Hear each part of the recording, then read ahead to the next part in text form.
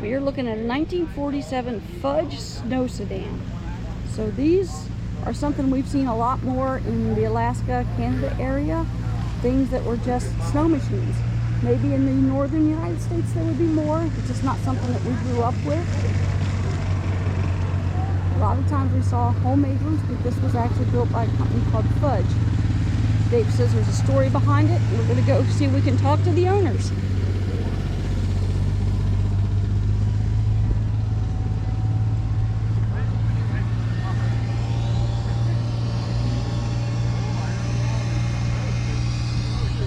So this was a 4-seater. Kind of looks like an airplane cockpit. Okay, so that snowplane was my wife's grandfather's in Oxbow, Alameda area. And my wife just went down to sign us up for the parade today. We're going in the parade, they convinced us.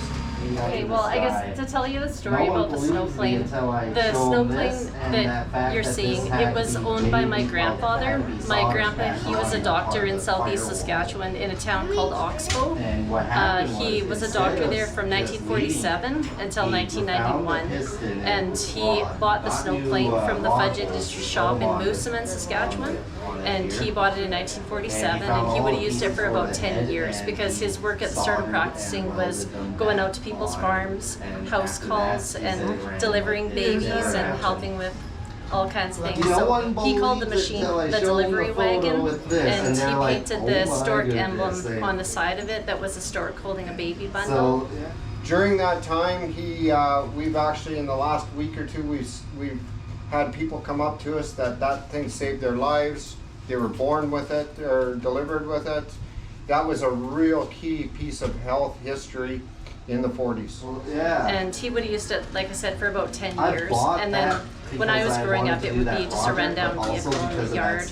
And then cool thing of the story is once my grandparents passed away, we didn't really know what had happened to the machine. And randomly, my husband and I went to the museum at Elkhorn, Manitoba, and we had always heard about this museum because it has really fancy restored old cars that run.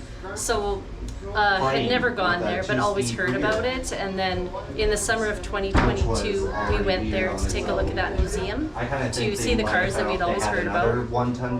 And then when we were there, in a shed out on the grounds, we realized that my grandpa's machine was in a pile of rusted parts in the corner of a shed. And the way that I recognized it is when I looked at the body of the machine, it was in a heap of junk. I could see the legs of a stork that I had always known in the tail from, like I had always seen that emblem when I was growing up. And then I realized this is my grandpa's machine. So when we found it, we weren't completely looking for it. We were inquisitive about it. We found it in Elkhorn Antique Automobile Museum in 2022. And this is what it looked like when we found it. We realized in the paperwork with the machine that it said that the machine belonged to Dr. Jerry Galloway from Alameda area, and there was also a quote letter at that museum. And it was a quote letter from the Fudge shop in Moosomin where he had bought the machine to my grandpa, specifically saying that if you'd like to get this machine with these specs, this engine in 1947, it was going to be $1,342 plus a 2% education tax. So it has a lot of neat history pieces that kind of all went together. So what ended up happening is we wanted to go into collaboration with that museum, and we wanted to restore the machine at our own expense and then have it be put back into the museum to be on permanent display. And the trailer that is a museum that we made that is just in the process of restoring the machine. We met so many amazing people. We were trying to find parts or knowledge. So people that we met wanted to give us brochures and photos and memorabilia. And with all of that, we thought these things are so cool. Like, you can't just leave them in a box and not show them to anyone. You gotta share it. So that was the reason for buying an enclosed trailer in the spring and then making it be a museum, basically, that kind of tells 4 stories is what the displays worked out to be. It's the story of the Fudge shop in Moosomin, It's the Prairie History story. It's the story of the restoration that my husband did to bring the machine back to looking how it looks now, restored it from front to back. This is an original ski off Doc Galloway's snowplane. This would be an original part. It's a steering part. We know that there was a bad accident at the end of this thing's life because it had a C-85 aircraft engine in it. It went missing. I put the original back in because it said what engine was in it. Now the engine that's in it isn't exactly, but it's got the same cast or block and head on it. And then the story of all the different types of snowplanes that there were. People saw the brand name machines and they thought, I could make one of those. So there were all kinds of homemade versions, and they could be made out of plywood or canvas covering or something like that. Whatever they had. Yeah. And whatever they had, that's important because people today think that it's for recreation and for fun, and it was actually for work. Yeah. So then, when we started restoring all this, we ended up, after I got all the parts built, we got a hold of a guy, or they actually got a hold of us, and this guy's son. They had all the remaining leftover parts from Fudge Industries from the factory in the 70s when they shut it down. So truckloads of parts. So I got them all. Wow. Including tons of props, Fudge props. There's Fudge props everywhere. I left most of them at home. Anyway, what do you do with all this stuff? So we said, well, we know lots about Fudge now. We know Grandpa's history.